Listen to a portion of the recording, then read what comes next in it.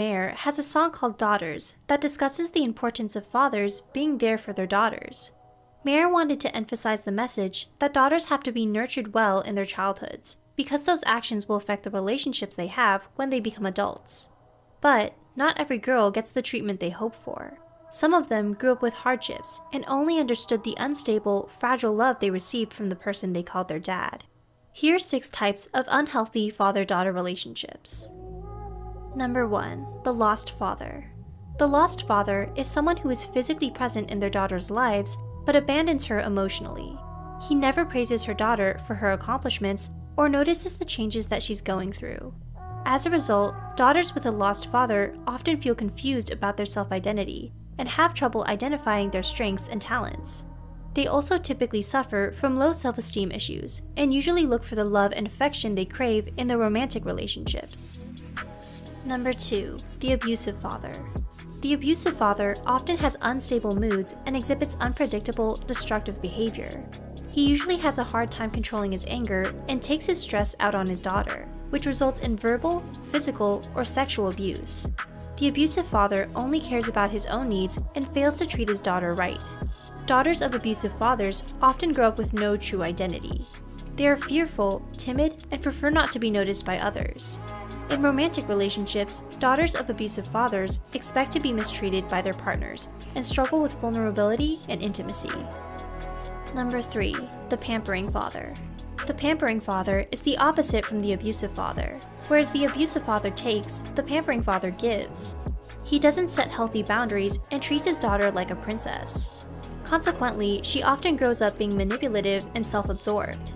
In romantic relationships, daughters of pampering fathers usually seek to be served and puts her needs first over their partners. Pampering fathers have a hard time saying no and allow their daughters to be spoiled.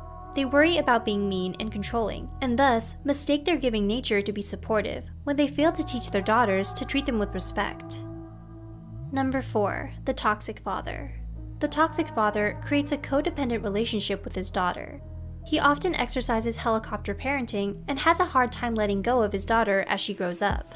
Even when she's capable of taking care of herself, he clips her wings off so she can rely on him for support. The toxic father fails to teach his daughter the proper life skills she needs to grow. He often domineers and makes decisions for her, thinking he knows what's best for her.